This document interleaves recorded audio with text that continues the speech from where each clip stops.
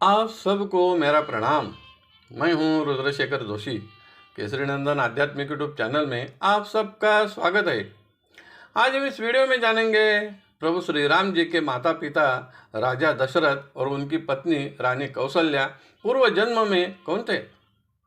पूर्व काल में इनका ऐसा क्या श्रेष्ठत्व था जिसके कारण प्रभु श्री राम जी ने इनके घर जन्म लिया। इनके संदर्भ में एक कथा है। पूर्व काल में स्वयंभू मनु और उनकी पत्नी शतरूपा थी। मानव की सृष्टि इन्हीं से निर्माण हुई। दोनों ही बड़े धार्मिक, सात्विक और शांत स्वभाव के थे। मनु अपना राजकारभार अच्छी तरह से चला रहे थे। इन्हें इनके वैवाहिक जीवन में 2 पुत्र और एक कन्या प्राप्त हुई, जिनका नाम था ध्रुव, प्रियव्रत और देवहूति। देवहूति का विवाह कर्दम मुनि से हुआ। इन्हें एक पुत्र प्राप्त हुआ जिनका नाम था कपिल मुनि। 6 शास्त्रों में से सांख्य शास्त्र की रचना इन्होंने की है। कई साल वैवाहिक जीवन का आनंद लेते हुए जब मनु और शतरूपा वृद्धावस्था तक आ गए, तब उन्होंने सोचा अपना सारा जीवन अब तक तो भगवान की भक्ति किए बिना ही बीत गया, लेकिन अब इसके आगे का जीवन भगवान की भक्ति करने में व्यतीत करेंगे। तब उन्होंने अपने पुत्र से इस संदर्भ में बातचीत की, लेकिन पुत्र इस बात को मानने के लिए तैयार नहीं थे। उन्होंने कहा, भगवान की भक्ति करना है तो यही रहकर करो।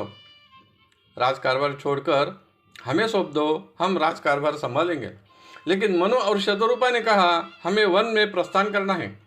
ऐसा कहकर अपने पुत्र को राज्य देकर नैमिषारण्य में चले गए। वहां उन्हें कई सिद्ध ऋषि मुनि मिले। आगे चलकर वह गोमती नदी के किनारे पहुंचे, स्नान किया और राजसी वस्त्रों का त्याग कर दिया और मुनियों के जैसी वेशभूषा धारण करके ऋषि मुनियों के साथ रहकर सत्संग श्रवण करने लगे। बाद में उन्होंने ओम नमो भगवते वासुदेवाय यह 12 मंत्र का जाप अखंड निरंतर करने लगे।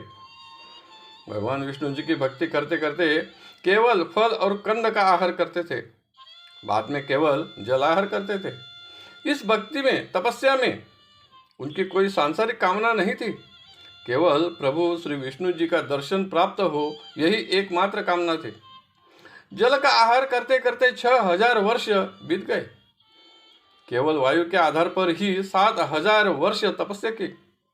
आगे तो उसका भी त्याग कर दिया। 10,000 वर्ष एक पैर पर खड़े रहकर तपस्या की। इस तपस्या काल में भगवान ब्रह्मा, विष्णु, महेश कई बार आकर गए और उन्हें दर्शन दिया, लेकिन उन्होंने अपनी आंखें भी नहीं खोली। सभी ने कहा, आपकी क्या कामना है, वरदान मांगो, लेकिन उन्होंने कुछ भी नहीं कहा। तब तीनों देव सोचने लगे, यह किस कारण तपस्या कर रहे हैं। तब उनके समझ में आया और कहा, हे श्री हरि, आपकी ही तपस्या कर रहे हैं, इसलिए केवल अब आप ही जाइए और मनु और शतरूपा का समाधान कीजिए। तब आकाशवाणी हुई। बहुत शांत और मधुर स्वर में भगवान विष्णु जी ने कहा, आपको क्या वरदान चाहिए।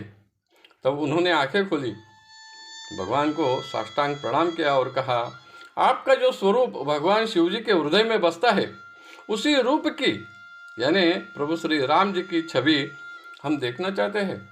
तब भगवान विष्णु जी ने उन्हें श्री राम जी की छवि, रूप, स्वरूप दिखा दिया, जिसे देखकर आनंद के आंसू बहने लगे।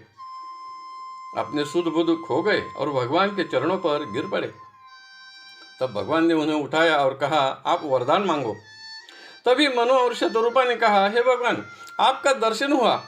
आपने प्रभु श्री राम जी का दर्शन हमें करा दिया। हमारी सभी कामनाएं पूरी हो गई। तब भगवान ने कहा, फिर भी आपको कोई कामना हो तो जरूर कहिए, मैं वरदान दिए बिना नहीं जा सकता। तब उन्होंने कहा, आप ही हमारे पुत्र हो, यही हमारी कामना है। तब भगवान विष्णु जी ने तथास्तु कह दिया। आप अगले जन्म में अवध के राजा दशरथ और शतरूपा रानी कौशल्या होगी। तब मैं आपके घर पुत्र के रूप में जन्म लूंगा। आप दोनों को मेरे माता पिता होने का सौभाग्य प्राप्त होगा। ऐसा कहा। तब दोनों ने प्रणाम किया। भगवान विष्णु जी ने कहा, अब आप प्राण त्याग कर दीजिए और स्वर्ग लोक में इंद्र की राजधानी अमरावती में निवास करें। कई साल बीत गए। उसके पश्चात अवध के राजा दशरथ और कौशल्या के घर प्रभु श्री राम जी ने जन्म लिया और भगवान विष्णु जी ने मनु और शतरूपा को दिया हुआ अपना वचन पूरा किया। यह कथा श्री रामचरितमानस ग्रंथ में बाल कांड में वर्णित है।